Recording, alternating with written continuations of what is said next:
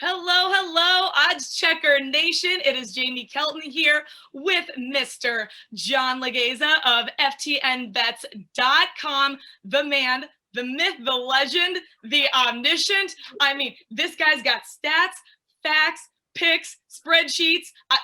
We even have the similar Broadway song playlist. I mean, this guy can do it all. John, welcome to baseball. How you doing today? Oh, man, I'm out of my chair, Jamie. When I found out I was going to be working with you, I was so excited. And you could tell I just live in the red line. My reputation is starting to precede me, and let's not let him down. Let's bring that smoke, man. I know me and you are going to get along just great. I'm so looking forward to this connection. I really am. Let's go. Me too. Let's do it. Let's do it. So we are just finishing up preseason. We have less than 48 hours until the debut of the regular season opening day of MLB baseball. I can hear the Peanuts and Cracker Jacks already. So, but let's rewind really quick. Let's talk about some of our thoughts of the preseason, what happened, what your takeaways were going into opening day. Okay, I think it's really important point right off the bat, because this kind of transcends all of our ventures, whether it's betting or fantasy, real life, being an entrepreneur. And it's having a plan before we go in. Assess the battlefield. Let's understand any changes, where we might have made mistakes, and always, of course, try to improve on them. So it's been very wonky with baseball. Let's put aside 2020, the enigma wrapped in a mystery that it was. Right? We're all having trouble with our own personal analysis. That aside, let's try and get into the objective, and if we can, maybe a little granular, even though we're going to be quick today. So we've heard mention of a deadened ball, Jamie, right? So we're talking about legitimate, objective, intangible change. Less home runs might mean 5 or 10 less feet per fly ball. Those translate, of course, to runs, and 3-run swings are everything when you're betting baseball, in particular an F5 bet. So keeping a deadened ball in mind, we want to focus on pitchers that keep the ball down. We're going to be looking for high ground ball rates for pitchers. If we can, pair that with, high ground ball rates for those hitters. And then a little bit, you and I spoke before, we're going to try and get a little bit of this advanced stuff out there. Right now, we're separating exit velocity on these balls, and we're able to compartmentalize what pitchers do and what hitters do with it. So we're going to be looking for ground balls, but also pitchers that when the ball is lifted, there's not a lot of damage done. And we can do that, like I said, with exit velocity on just those fly balls and line drives. So we're going to be looking to keep the ball down. Really, that's number one. Okay. All right. I would say, if I could add one more, if you want to add more, if you want to go to like a general thing, I think what you're seeing for me now is to be proactive against being reactive, right? Like I said, scan the field, scan the board. We're going to look before we leap. So that's kind of what we're doing now, right? Before I jump in and say, oh, I like this team, I don't like him, I do like him. Let's look for the reasons why. Let's look for the actionable indicators, let's say, right? I have a background in trading from Wall Street, and those things do kind of bleed over. The incorporation of trading in baseball, really, the Venn diagram looks very much like a circle. And I think that that's something that's so interesting about you, John, is that, we're not getting just emotion and opinion from you. You really are marrying the facts and the stats and the numbers with sports. So I'm so excited for the viewers at Odds Checker to be able to learn from you and, get the best picks and the best looks at this 162 game season. We're going to have a full baseball season. Why did that seem like a treat? I know. I'm trying not to scream. You and me both. All right. So after looking back at the preseason, what are you thinking? I know, we're going to talk about futures in a little bit here, but what are your teams that you're feeling like are hot, are going to take off? And some teams you're like, I want to stay away from them. They're not as safe. Or maybe let's look at betting them later in the season, not now. Okay. I love that. Of course, when you talk to smart people, you get a lot of stuff to unpack. So first, as always, I always kind of have this kind of professorial view. Let's bring it up to the 35,000 foot view, right? Let's get the broad view first. I feel like the home players, the weak players, the public plays, they focus on teams. And the sharp players focus on the why, right? So the dull focus on the who, and the sharp focus on the why. So rather than chase teams and public narratives, something again that is I mean, it is so prevalent in baseball betting, having the public determine the price. Remember, people, again, small ball spinning is Las Vegas does not predict winners. Las Vegas gives us the fulcrum point on the balance beam at which the money will be placed evenly. That has nothing to do with who's going to win. And it's our job as a handicapper to figure out where the edge is, where that pivot point is placed incorrectly. Okay. That being said, rather than chase teams, I want to chase the why. Jamie, I chase pitching. For me, pitching is what wins. Back to the initial point about the dead end ball. So while people are chasing new lofty home run totals and, home runs in general, I know you're a football gal. Think Peyton Manning, Indianapolis Colts. They're going to look to bludgeon people in the regular season. Defense wins championships. If we're talking about baseball, that's pitching. So though you can win regular season games against bad teams by bludgeoning them, I do not think the cream will rise to the top without power pitching and depth. So now let's take the why and give you the who. Power pitching, I don't even need to see the board because I know the public doesn't like the Rays. Man, they must be really bad, those Rays. How'd they do last year? Oh, they're in the World Series. They were pretty good. They were pretty good. And what did they do that on? On the back of power pitching, right? And proving that offense in baseball can be a little scrappy. It can be a little wonky. And guess what? When you pitched well, you don't need 8. You only need 3. You only need 4. They have the tools to get that, and they get it done. So give me the Rays. Man, maybe it's a marine biology thing. Maybe it's a Florida thing. Give me the Marlins as well. Cheap power pitching. I'm going to go, here's the first hot take. The Miami Marlins have a top 5 starting rotation in Major League Baseball right now. When you look at the odds and they're going off at 70-1 to win the World Series, something doesn't jive. Now, we don't take the dump truck full of cash that hopefully we've earned over the years following my work and put it all on Miami. We can't do that. But we want to build these kind of structured or stratified or like layered futures bets. I gave you a little look of mine last year, Jamie, and it looks like a stereo instructions or something. It looks like some kind of, section of the white pages. Your futures bets should be complicated. Why? Because there we go. Let's get back into blimp, Jamie. 35,000-foot view. It's a long view. It's not a short brushstroke. It's a broad stroke. Determine your risk. Again, there's methodology, probabilistic thinking, always part of the calculus. Okay, I may look silly, but again, a lot of math going on. It's very important, right? Process first. The results will come. Your past performance is not indicative of the future. It never has been. It never will be. Your process is what got you there. The process is what's going to keep getting you to the end. Listen, you can write that down. If you don't believe me, like I'm going to be doing it and making money while you're not. So we got power pitching in the Rays. Give me the fish, the flat fish in Tampa, and the swordfish in Miami. And then, of course, what else gets it done? You mentioned it more than once. And again, smart people make good points. 162 games. You need depth. Don't come to me with they have the best starting 5 with no one behind them and no bullpen, no long man. That's not going to get it done. That may get it done in April and maybe May, but it's not going to get it done all the way through October. So when we're talking depth, now we're talking the Dodgers. Last point here that you also brought up is who can we bet and why? You could take the Rays because the odds are really good. I wouldn't take the Dodgers, and you mentioned it again, Jamie, because of the movement. If the Dodgers are going off at plus 350, you can get that later in the season. And in fact, if they don't perform, because if remember, 350, you're paying for a premium, you can get a better price. So if you really like the Dodgers, wait and watch, because that line is not going to get much better. I mean, they'd have to run out to a 25-2 start to dent the line, right? So there's a little bit of everything. There's a bit from every pot for everybody to get them going on, not just the who, because I could give you the fish. I'm not only going to teach you to fish, you're going to learn to fish and teach other people to fish. And before you know it, we're going to have an entire community of fishermen and women at Odds Checker, thanking us for helping them. Amazing. I love it. So you're not on bats, which sounds like you're pretty low on the Atlanta Braves, who made it pretty far last year, but kind of, 3-1 and lost it. So talk to me about them really quick. Well, I do like the Braves. I'm worried about the back end of the rotation. Again, I'm going to be a broken record because things that are important need to be vocalized. They need to be hammered home. Important points happen that way.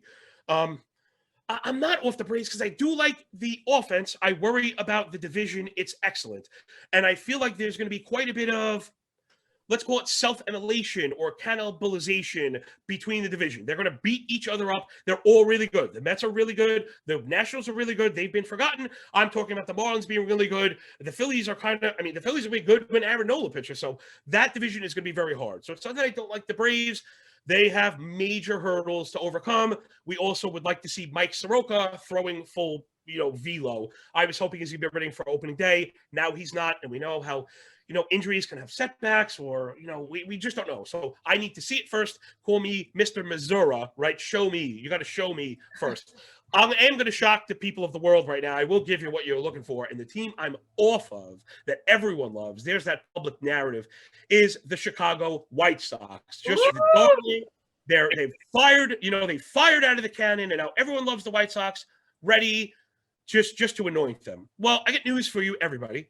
They weren't very good last year on offense. They need to bludgeon people. And when they don't bludgeon people, they lose. We can use everyone's favorite shiny new toy, Luis Robert, who, don't get me wrong, it's not a knock on the man. He's an excellent player. His career arc is yet to be determined, and I think he'll be phenomenal. However, he just happens to be a microcosm because he suffers with certain baskets. Let me just do it real quick, people. Again, this is my first time. I got to just give you the intro so you walk away saying, what was this crazy person talking about? Let's do it. The only way to get away, like Jamie mentioned before, we got to defeat the biases. That's at the crux, it's at the very core of what we need to do. So the best way to do that, again, I'm wearing Yankee stuff. I don't like the Yankees. I'm not sure they're going to make the playoffs this year. So there's some bias for everybody, okay? You got to break these teams and players into compartmentalized statistical baskets. That way, if you create an objective template, you've removed any emotion. Back to what I mentioned before about being reactive. Luis Robert's amazing. Oh my God, they're so young. They're so hot. Everyone's cool. They have earrings and gold chains. They're going to win. And it's like, wait, what? How did we get to jewelry? And did you hear his walk-up music? And all of a sudden, we're off the rails totally on why we think these people are going to produce. I don't use any of that stuff. It means nothing to me how someone does on every other Tuesday on a cloudy day. It means nothing to me. I need actionable, testable, back-tested information, okay? The White Sox have the poorest disciplinary basket. That is basket number one.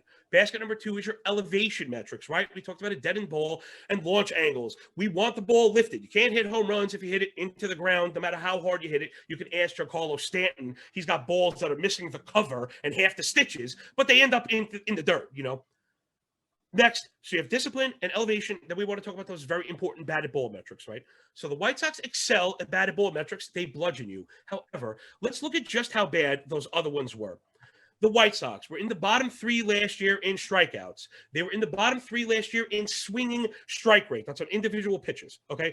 They were in the bottom five in called strikes plus whiffs, okay? Very critical stat in the analytical community, CSW. They were in the bottom 10 in walks also. Remember, just because you strike out too much doesn't mean you don't walk. They do neither, okay? On top of all that, they have one of the worst chase rates in the league. They have one of the worst in-zone contact rates. So I just gave you all of the most critical disciplinary stats. They're in the bottom five across the board. They don't do anything well, and when they do, they put it into the ground and not into the air. So in 8 million words or less, you heard a bit about why we want to stay away from narratives. What is the making of a team that can succeed going forward? Pull away the names, take the jerseys off, people. Ignore the muscles when you make the bets, but take the jerseys off, right? And try and get down to the minutia, because I think that's where edge is found in the days, Jamie, of really what's ubiquitous information, right? It's absolutely everywhere, so much everywhere that we have to filter it. And I hope that's what people are coming here for. Absolutely. So when I look at the National League top to bottom, it seems like a lot stronger than the American League as a whole. Do you feel like that league is a little more unsafe to bet than the American League? Let's talk about that. Yeah, I think I started to touch on it with the NL East. I don't know who's going to win the division, let alone who's going to go on and succeed there. I would say whoever comes out of that division probably has a good chance of going further because you've been battle tested, and remember that important health. Whoever made it to the end probably stayed the healthiest. We don't know who that's going to be. So when I talk about the Marlins and my love for them, I do love them, but it's more about the price, right? Remember, price is going to dictate everything. I think the Dodgers are great, but we're not going to bet them because of the line. I don't think the Marlins are as good, but at a 71 clip, we don't have to spend that money, right? So we're always, again, that kind of becomes annoying almost. remember, kids, you got to buckle up. You got to put your signal on. You got to do this. You got to do this. But that's what it is, and it's got to be in that written plan that I mentioned before. So Yeah. the East, I think we're avoiding, but the rest of it might be maybe kind of juicy, right? The Central is a little weak, and depending how you feel, I think you probably get an easy pathway there. Me personally, I'm kind of worried. I'm worried about the Cubs a bit. And the Cardinals always seem to do it. I refer to them as like a lunchbox kind of team, right? They're like a blue collar hero type of team. There's props to my friend. That's his fantasy team name, a good friend of mine. But it really is the truth. But it's going to come on the back of Pittsburgh is going to be very, very bad. The Reds, who I do like because of the things I mentioned, they were built on power pitching and they were built on depth. But now they've gotten rid of a lot of those guys. And say what you want about Trevor Bauer, the man. I really don't care about that stuff. As long as he's playing and we've determined he's allowed to play, he's awesome at pitching. It's very hard to get behind a team that lets go of a piece like that, Jamie. Again, we want to stay downfield, down range. If you let go of him when you were good, they're going to sell off anybody, I think. So keep that in mind, right? Again, the blimp going up to the top and remembering you're not just betting on the team in April. You're betting on the team in August and September. That has to carry. So a lot of people have kind of come off of the Cubs, and I think, like, I know they've kind of got rid of pieces too, but I think the Cubs are being very deliberate. And I think, see if you're following me here, I think the Cubs might have been following the same kind of train of thought that I was. You didn't bring in Zach Davies, the ground baller, for nothing, and hold on to Hendricks for nothing. I think that's the route that the Cubs are going. So I think there's maybe some money there for the Cubs, more based on, again, weak division, right? And the Brewers, same idea. So I think maybe you could split a bet on those two. And considering the weak division, one of those horses probably gets you into the playoffs. And then again, once you're into the dance, it's anybody's game. So would you say when we're looking at futures bets and talking about who's the winner going to come out of the American League, the National League, and eventually the World Series champion, do you have any way too early predictions or best bets for us there? Well, yeah, I mean, to go all the way, I think you almost have to separate. It's funny because I just talked about all these numbers, and now it's like certain times separate from the numbers and be objective, as the analyst, and to be realistic with, just to be fundamentally honest, let's say. The World Series is not won by accident, and back to the playoff structure, which is still yet to be determined, people. So before you make your bets, just realize I know we're 48 hours from the season, and Major League Baseball will drop it on you because they did it last year. I had future bets in place, and then they changed the playoff structure. What I'm getting at is, since we're reverting back to 2019, right, we're shrinking the playoff pool.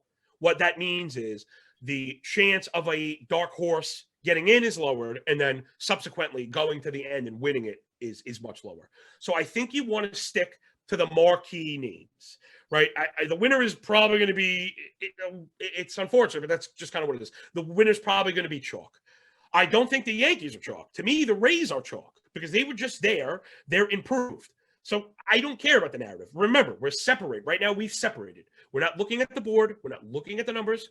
We're going with our own work and our own, prior analysis. So for me, it's the Rays. That's a winning team. They have it all together.